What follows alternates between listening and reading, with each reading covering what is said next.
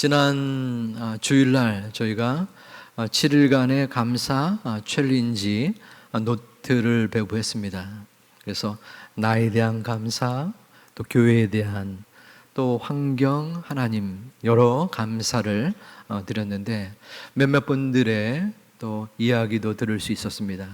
어떤 분은 어려움에 처했을 때에 불평 섞인 마음이 있었는데 지나고 나니까 다 감사했던 순간이었습니다. 이러한 말씀을 하시더라고요. 저도 마찬가지로 지난 1년을 되돌아보기도 했었습니다. 여러 감사의 제목들이 있는데 그 중에 큰 감사가 있었습니다. 제 아내가 3월경에 귀에 좀 안 들리는 소위 이명 증세가 작게 일어났었습니다. 그래서 병원에 가서 진단을 받고 약을 한 일주일치 먹었는데 별로 효과가 없어서 좀 센 약을 처방받았습니다. 그리고 아내가 식사 후에 그 약을 먹고 9월동에 볼 일이 있어서 운전을 했습니다. 근데 이 용일 사거리에 기계공고 그쪽을 이렇게 지나면서 몸에 힘이 떨어진다 했는데 순간적으로 깊은 잠에 정신을 잃은 겁니다.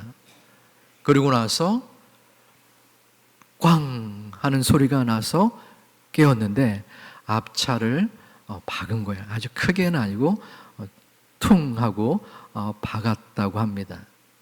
그런데 바로 앞에 5m 근처에 있는 차를 박은 것이 아니라 5분 동안 그 차가 앞으로 쭉 간 거예요. 저기 옛날에 동양장 사거리라고 인천고등학교 못 미치는 그 수준까지 가서 차를 박은 겁니다. 거기까지 네이버 지도에 검색을 해보니까 1.7km 정도 되더라고요. 거기까지의 신호등이 7개 있었고 하객 사거리도 있었습니다. 나중에 이제 아내가 큰 사고가 날 수도 있는 상황이었죠. 트럭이 부딪힐 수도 있었고 신호도 어겼을 거 아닙니까? 그 가운데 고속도로였다면 정말로 큰 상황이 벌어졌겠죠. 블랙박스를 보니까 앞에 차가 없었더라고요. 나중에 아내가 이런 말을 했습니다. 처음에 꽝 하고 눈을 썼을 때 감사하다라는 생각보다도 이러면서 죽는 거구나, 이러다 죽겠구나 하는 생각이 들었다 합니다.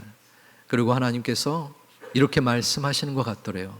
봐라, 누가 생명을 주관하는지를 보아라. 그리고 그 다음에 하나님이 살려주셨구나, 나를 보호해 주셨구나, 감사하다라는 생각이 들었다 하더라고요. 저와 저희 가정의 아내에게 하나님이 보호해 주셨던 참 감사했던 기억이 납니다. 남의 일이라고 별로 반응이 보이지 않으시군요. 오늘은 감사에 관한 말씀입니다. 우리는 감사의 이야기를 하기 전에 어려움의 상황에 노출되어 있습니다. 2020년 1월 20일에 한국의 코로나 전염병으로 인하여 확진자가 발생이 되었습니다. 한국뿐 아니라 전 세계가 두려움과 불안 속에 휩싸여 있었지요. 물론 지금도 그 영향이 남아 있습니다. 코로나가 지나가면 모든 각 분야의 회복이 있을 것이다, 있어야 한다라는 기대감도 있었습니다. 하지만 세계 곳곳의 전쟁과 또 예기치 않은 여러 문제 가운데 올 한 해 걷잡을 수 없는 물가 상승과 금리 인상, 그리고 개인적으로 크고 작은 여러 가지 문제들을 경험하셨을 줄 압니다. 지금까지 올 한 해 동안 광야의 길을 우리는 걸어온 것입니다. 지금도 역시 그 광야의 여정 속에 우리는 서 있습니다. 오늘 우리가 읽은 본문은 모세가 40년간을 그 광야길을 걸어오고 인도한 후에 회고하면서 마지막 고별의 설교의 내용입니다. 모세는 참 힘겨운 삶을 살았습니다. 이스라엘 민족의 지도자였죠. 그런데 보통의 상황이 아니었습니다. 발전하고 평화로운 시대가 아니었었어요. 애굽의 식민 치하에 있었던 백성들, 그것도 200만 명이 넘는 식구들을 탈출시킨 겁니다. 그리고 4개월, 4년도 아니라 40년을 그 광야에서 가나안으로 인도한 인물이 바로 모세이죠. 이거는 진짜 경험하지 않고서는 다시 되돌이키고 싶지 않은 엄청난 고난과 고통의 순간들이었을 것입니다. 참 좀 세속적인 표현으로 징한 인생을 살았던 모세였습니다. 그런데 모세가 본문 7절에서 하나님 앞에 귀한 고백을 합니다. 네, 하나님 여호와께서 이 40년 동안을 너와 함께 하셨으므로 내게 부족함이 없었느니라. 모세에게는 믿음이 있었습니다. 물이 없고 먹을 것이 없고 쉴 곳이 없었던 광야였지만, 아무것도 보장되지 않았던 광야였지만 그가 믿는 구석이 있었습니다. 그것은 40년 동안 하나님이 함께 하셨다는 사실이었습니다. 모세는 그 마음속에 중요한 상황이 있었습니다. 모세에게 중요한 것은 그 광야의 힘겨움이 아니었습니다. 백성들의 불만이 아니었습니다. 그에게 중요했던 것은 그 곤고한 세월 동안 나를 지켜주시고 이끌었던 하나님의 은혜였습니다. 그렇기 때문에 그는 하나님 앞에서 나에게 부족함이 없습니다 라고 확신 있게 말할 수 있었던 것입니다. 우리의 올 한 해의 인생 광야길도 이러하지 않습니까? 어려움 속에서 하나님은 우리를 살려주셨습니다. 굶기지 아니하셨습니다. 먹이셨습니다. 헐벗게 하지 아니하였습니다. 옷을 입혔습니다. 우리에게 거할 곳을 마련해 주셨습니다. 오늘 이 본문 하반절을 함께 믿음으로 봉독하겠습니다. 네, 하나님 여호와께서 이 40년 동안을 너와 함께 하셨으므로 내게 부족함이 없었느니라. 아멘. 이스라엘 백성에게는 이 40년이지만 우리들에게는 최소한 올 한 해 1년인 것입니다. 하나님 여호와께서 나의 왕이 되시고 목자가 되시기에 우리에게는 부족함이 없습니다. 사망의 음침한 골짜기가 나를 에워쌀지라도 우리에겐 두려움이 없습니다. 주님께서 나와 함께 하시기 때문입니다. 이 믿음의 고백이 우리 제2교회 가족들 모두에게 충만하기를 주님의 이름으로 축원드립니다. 하나님께서는 광야를 그렇게 부족함이 없는 시간과 공간으로 이끌어 주셨습니다. 또한 여호와 하나님께서는 지금 이 인생의 광야길을 가는 우리를 분명하게 인도하여 주실 것을 믿습니다. 그러나 이스라엘 백성은 그 하나님의 은혜를 배신하는 불만과 불평의 소리들이 있었습니다. 애굽을 탈출한 그 구원에 대한 감격의 노래를 금방 잊어버리고 자신이 이 땅에 광야에 온 은혜가 마치 하나님이 아니라 금, 송아지 신상으로 생각하고 그 신상을 만들어 그 앞에 읊조리고 또한 하나님을 저버린 백성이었습니다. 어떻게 이렇게 우둔하고 미련하고 변덕스러운 백성의 모습이 있었을까요? 도대체 왜 그러는 걸까요? 민수기 11장 4절에서는 그 이유를 탐욕이라고 증거하고 있습니다. 욕심이었던 것입니다. 이스라엘 백성은 먹는 것, 그리고 입는 것, 쉬는 것에 대한 욕심이 있었습니다. 하나님의 은혜와 뜻을 바라기보다는 안정되고 또한 편하게 지내는 그 자체에 대한 욕심이 있었습니다. 그래서 그 욕심이 채워지지 아니할 때는 또한 채워졌을지라도 또 다른 욕심을 부리곤 했습니다. 그러기에 그 백성들은 하나님 앞에 징계를 받을 만한 것입니다. 이 탐욕에 대하여, 욕심에 대하여 야고보 사도도 경계를 하였습니다. 우리 함께 봉독하겠습니다. 오직 각 사람이 시험을 받는 것은 자기 욕심에 끌려 미혹됨이니 욕심이 잉태한 즉 죄를 낳고 죄가 장성한 즉 사망을 낳으니라. 아멘. 욕심은 사람의 마음을 부풀리고 또한 병들게 합니다. 어떤 한 순박한 사람이 있었습니다. 법 없이도 살 참 좋은 사람이었는데 자신의 집과 근처에 소유한 땅이 재개발 택지로 또 선정이 되어서 땅값이 폭등을 했습니다.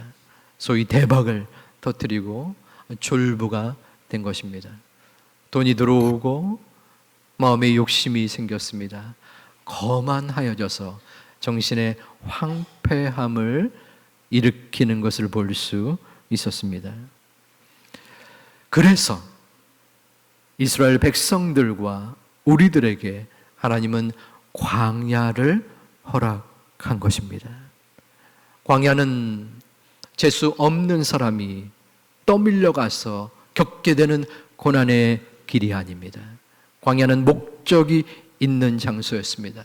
하나님께서 그 백성들을 세우고 일으키기 위하여 빚고자 한 땅이요 훈련의 장소였습니다.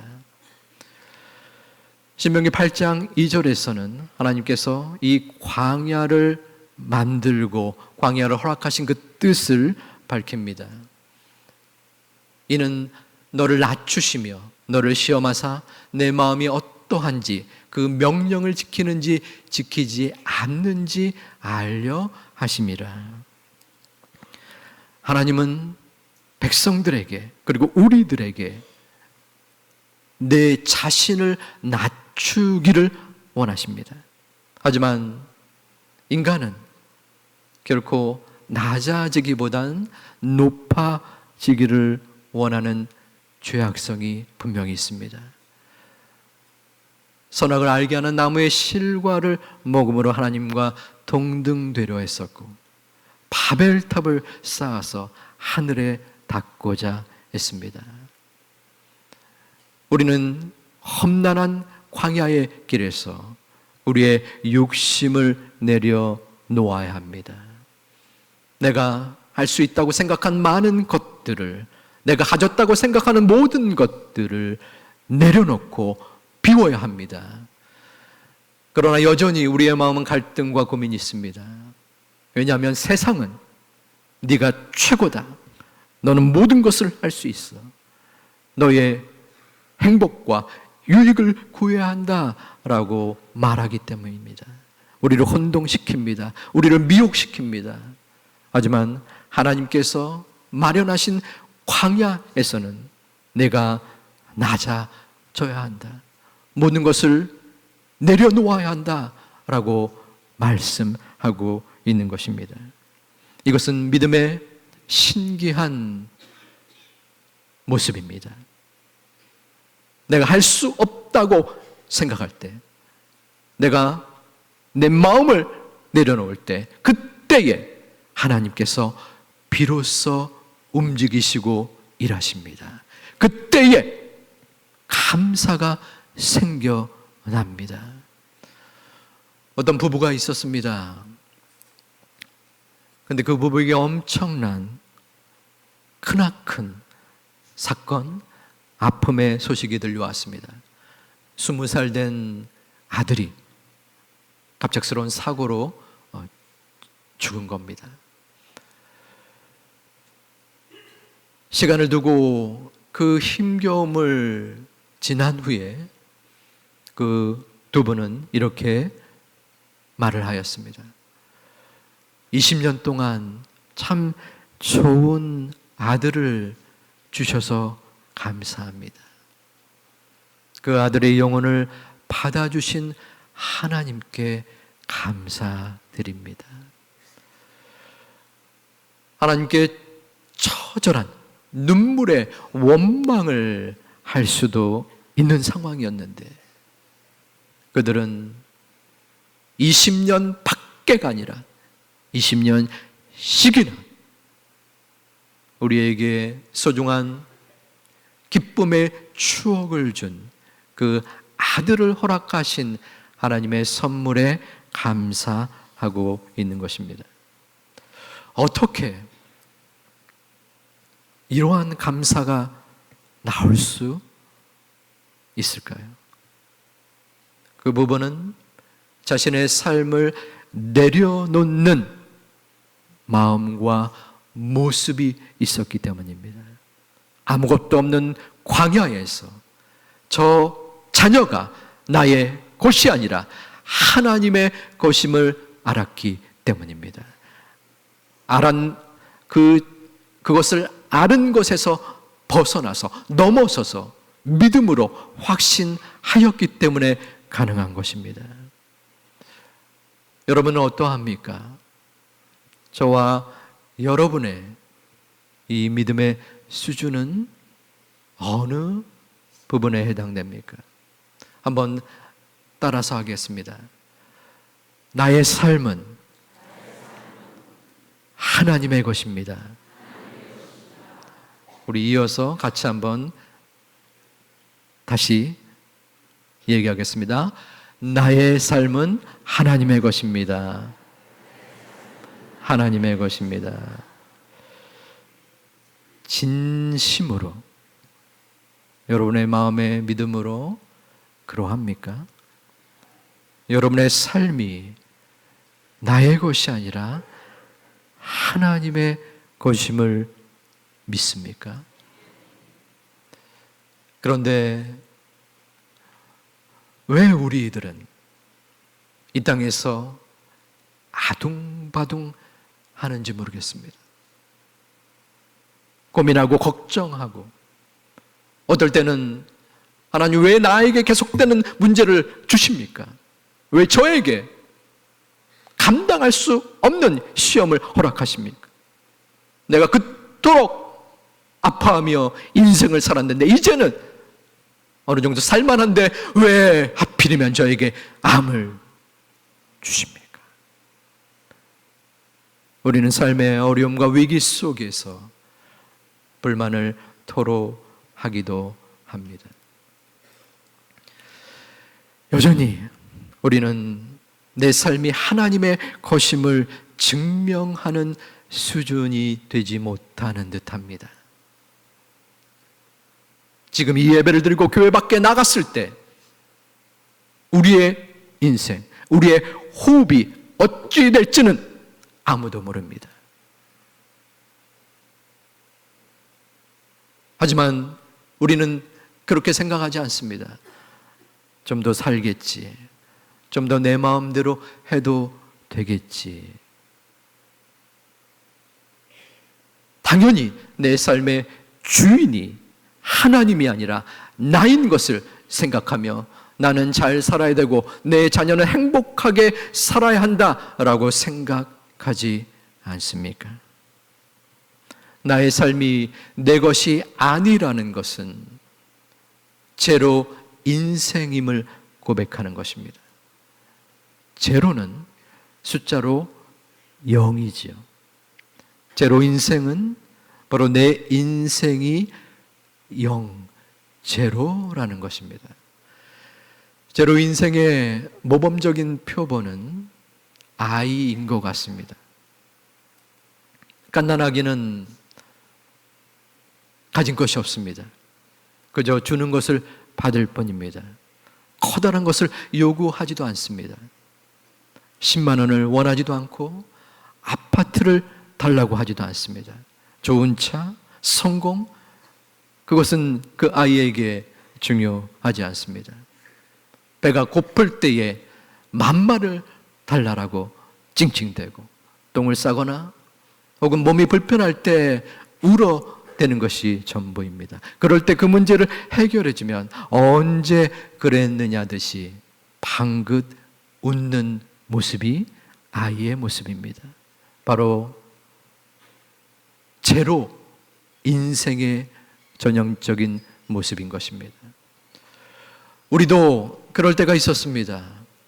아무것도 바라지 않았을 때 제로의 마음, 제로의 인생이었을 때가 있었는데 세월이 지나고 우리의 마음속에 나라는 존재가 생겨났습니다. 남들의 시선을 의식하고 남들과 비교하게 되었습니다. 왜 저 집 자식은 잘 나가는 것 같은데 왜 내 자녀는 이럴까? 내 꼬라지는 왜 언제까지 주춤하고 갈 바를 알지 못하고 헤매여야 하는가? 아무것도 원하지 않았던, 원할 필요가 없었던 제로 인생에서 1, 2, 3 혹은 10, 100의 인생, 1000의 인생으로 바뀌어진 것입니다. 제로 인생을 깨닫는 순간 감사 인생이 펼쳐지게 됩니다. 제로 인생이 아니라 100의 인생, 1000의 인생을 가진 사람은 100평의 아파트를 소유한다고 할지라도 감사하지 않습니다. 하지만 제로 인생의 모습이 있다면 비록 아주 작은 공간일지라도 우리 가족이 발뻗을 수만 있다면 감사하게 됩니다. 제로 인생은 제로 감사로 연결되고 이루어지는 것입니다. 제로 감사는 모든 것이 감사할 수밖에 없습니다. 제로에서 시작되기 때문입니다. 지금 내 코로 내쉬는 이 호흡, 야밤에 7,500원짜리 우동을 먹을 수 있는가? 밥 한 끼, 책 한 권, 신발 한 켤레, 커피 한 잔, 작은 휴식, 그리고 내 고통과 아픔 속에서 주어지는 어려움조차 하나님의 인도함을 바라보며 감사할 수 있는 것입니다.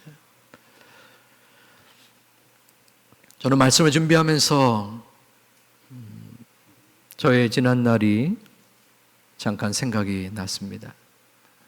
저는 무던히도 많은 것을 채워 넣으려고 했었던 것 같습니다.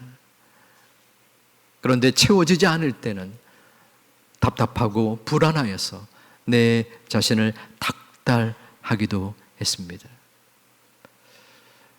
그런데 내 마음대로 이루어지지 않는 영역들, 상황들이 있었습니다. 아무리 노력하고 발버둥을 쳐도 해결되지 않는, 그럴 때에 실망하고 좌절했던 그러한 순간들이 있었지요. 그런데 그때에 내가 할 수 없다. 내가 하고 싶지만 도저히 이루어지지 않습니다. 라고 하나님 앞에 나올 때 하나님이 저를 찾아오셨고 저를 만나 주셨고 저에게 피할 길과 솟아날 길을 허락해 주셨습니다. 그것이 저에게 광야의 은혜요 제로 감사의 은혜였습니다. 사랑하는 우리 제2 가족 여러분, 여러분들의 마음을 한번 바라보시기를 바랍니다. 나의 제로 인생의 수준은 얼마인가? 어느 정도 되느냐입니다. 물론 갑자기 무조건적으로 제로 인생이 되기는 힘듭니다. 저 또한 아직까지 남아있는 제 마음의 욕심, 제 마음의 숫자가 있습니다. 그러므로 우리는 매 순간마다 제로 인생을 향한 점검과 기도가 있어야 합니다. 아버지 하나님, 제 마음의 욕심과 생각과 판단이 물러가게 하여 주시옵소서. 내 마음대로 행하는 것이 아니라 내 마음을 비우고 어떨 때는 포기하게 하여 주시옵소서. 여전히 내 마음에 제로의 마음이 부족합니다. 제로 인생이 될 수 없습니다. 하지만 하나님께서 강권적으로 저의 심령을 어루만져 주시고 붙잡아 주시사 제로 인생으로 향하게 도와 주시옵소서. 그 제로 인생이 나에게 중심이 되어짐으로 말미암아 어떠한 것을 주시든지 감사할 수 있는 제로 감사의 모습으로 이끌어 주시옵소서. 이 기도가 저와 여러분들의 간절한 기도가 되기를 주님의 이름으로 축원드립니다. 제로 인생이 되어질 때 제로 감사가 이루어지는 것입니다. 나에게 응답하신 것 감사, 거절하신 것도 감사, 절망도 감사, 장미 가시까지도 감사한 것이 제로의 감사인 것입니다. 우리는 추수감사절입니다. 1년에 한 번 그저 스쳐 지나가는 습관적인 감사의 날일 수도 있습니다. 하지만 분명히 하나님께서는 내 인생의 주인이 네가 아니라, 내 생명의 주관자가 내가 아니라 바로 하나님이다. 그 하나님께 맡겨야 된다. 내 인생은 제로이고 그 인생이 제로임을 깨달을 때 그 제로의 감사, 모든 것이 감사할 수 있음을 말씀하십니다. 여러분의 삶 속에 제로 인생으로 말미암아 제로 감사가 넘칠 수 있는 오늘의 하루 또한 남은 이 가을의 모습이 되기를 주님의 이름으로 축원드립니다. 축복합니다.